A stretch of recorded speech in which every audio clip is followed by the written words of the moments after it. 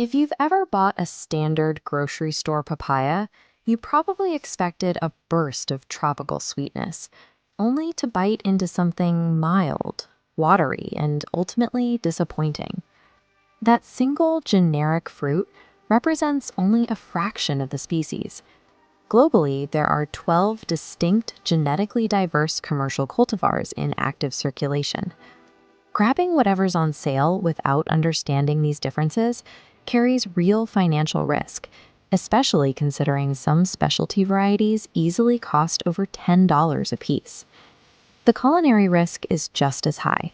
If you try to build a savory, highly acidic green papaya salad using a delicate dessert variety, the flesh will immediately turn to mush and ruin the dish. Learning the profiles of these 12 varieties is a required framework for protecting your grocery budget and ensuring your recipes actually work. To tell these fruits apart, we have to ignore visual cues like skin color, which changes rapidly during shipping, and look directly at their internal chemistry. The most important metric to learn is Brix. This is the objective measurement of sugar concentration within the flesh of the fruit. This bar chart shows how Brix levels diverge wildly depending on what you buy. A mass-market Maradol sits moderately low, a premium Hawaiian Sunrise Solo spikes to the top, and a green tapas registers almost at zero. The second invisible variable dictating how you should use a papaya is its digestive enzyme concentration. The enzyme utility drops to its absolute lowest point as a papaya variety matures to its peak Brix level. Successfully navigating these two opposing chemical curves, sugar moving up, enzymes moving down, is the only way to pull the right fruit from a global market. We can divide the 12 varieties into three main categories, starting with the commercial giants. This includes massive yield fruits like the Maradol and the Red Lady. Their primary advantage for consumers is pure scale. They offer immense volume and constant year-round availability and the absolute lowest cost per pound. To achieve that scale, they were explicitly bred with thick, durable skin designed to survive weeks of long-haul international transport. But that durability forces a trade-off. These varieties carry a distinct musky aroma that often repels first-time buyers expecting a clean, melon-like scent. They also suffer a very short shelf life once you actually cut them open, rapidly losing their structural integrity and turning soft in the fridge. Because of this, the giants are ideal for high-volume meal prep and blended smoothies, where other ingredients easily mask that musky profile.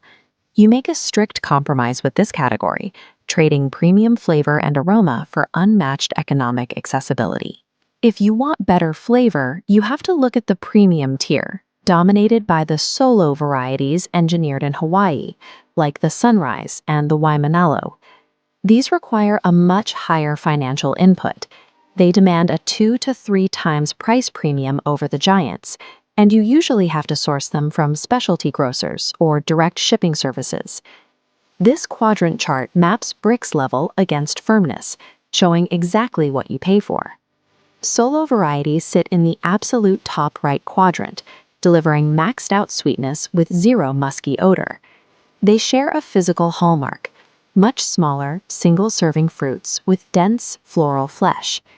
The major risk with solos is a very low yield of edible fruit per dollar spent, combined with extreme perishability the moment they reach ripeness. This makes solo varieties an experiential investment, meant strictly for immediate, raw consumption. They are a terrible choice if you need bulk utility. The final category shifts away from flavor entirely. These are the functional greens, which include varieties like the Samoan or standard cultivars harvested intentionally in their hard green state. At this stage, the fruit is packed with papain, a specific, highly powerful digestive enzyme that peaks in concentration only in this green category. Chefs utilize papain as a potent natural meat tenderizer, pureeing the green flesh into marinades to break down tough cuts of beef or pork. Structurally, the unripe flesh is extremely rigid, with a dense cellular matrix that snaps cleanly and aggressively resists crushing forces. But you need to know this before you buy. This category is entirely devoid of sugar. It is completely inedible as a raw snack. Green varieties are evaluated and purchased as functional kitchen tools rather than traditional dessert fruits. Rather than just analyzing the fruit, you have to analyze your own intent. What you plan to do with the papaya dictates the exact variety you should buy. This decision flowchart starts with a single question. What is your primary culinary goal? If you are looking for daily fiber on a strict budget, your path branches left to high-volume smoothies, terminating on the Maradol or Red Lady. In a blender, the sheer volume of a Maradol completely outweighs its musky flaws.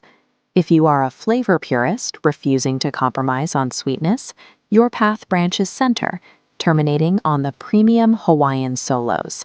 That financial premium is only justified if you serve the fruit fresh and completely unaltered. Finally, if you're a savory chef intending to build structural salads, your path moves right, terminating on the firm green or Samoan outcome. Adhering to this matrix eliminates the frustration of ruined recipes and ensures every dollar you spend on specialty produce yields a perfect result. The bland experience at most grocers reflects the needs of industrial shipping rather than the actual flavor potential of the fruit. The golden rule of navigating these 12 varieties is straightforward. Never buy a papaya without first knowing exactly what job you intend it to do. Mapping bricks, papain, and cost to specific kitchen tasks ensures that your grocery budget results in the exact flavor and texture your recipe requires.